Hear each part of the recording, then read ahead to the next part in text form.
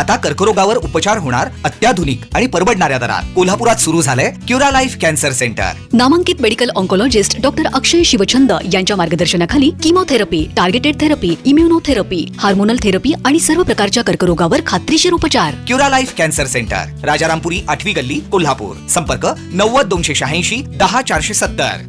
सैनिक टाकळीत इन्फोसिस आणि सेवा सहयोग फाउंडेशन तर्फे शालेय साहित्य वाटप, विद्यार्थ्यांच्या चेहऱ्यावरती उमललं हसू। विद्यार्थ्यांच्या शैक्षणिक प्रवासात कोणतीही अडचण येऊ नये आणि शिक्षणासाठी त्यांना प्रोत्साहन मिळावं या उदात्त हेतूनं सैनिक टाकळी येथील श्री छत्रपती शिवाजी हायस्कूलमध्ये गरजू आणि होतकरू विद्यार्थ्यांना शालेय साहित्याचं वाटप करण्यात आलं। इन्फोसिस फाउंडेशन आणि सेवा सहयोग फाउंडेशन पुणे यांच्या संयुक्त विद्यमाने या सामाजिक उपक्रमाचं आयोजन करण्यात आलं होतं। या कार्यक्रमाला कुरुंदवाड नगर परिषदेचे माजी नगरसेवक विशाल राजगोंडा पाटील हे प्रमुख पाहुणे म्हणून उपस्थित होते। त्यांनी आपल्या मनोगतातून इन्फोसिस फाउंडेशन आणि सेवा सहयोग फाउंडेशन या उपक्रमाचं मनापासून कौतुक केलं। तसेच विद्यार्थ्यांनी मन लावून अभ्यास करावा असा मोलाचा सल्ला दिला।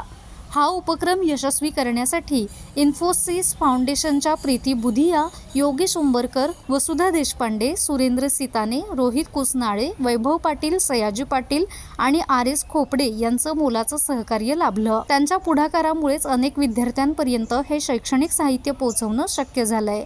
या प्रसंगी शाळेचे मुख्याध्यापक, शिक्षक वृंद, स्थानिक मान्यवर आणि विद्यार्थी मोठ्या संख्येने उपस्थित होते। कार्यक्रमाच्या शेवटी शाळा प्रशासनाच्या वतीनं उपस्थित मान्यवर आणि सहकार्य करणाऱ्या दोन्ही फाउंडेशन्सच्या प्रतिनिधींचे आभार मानण्यात आले।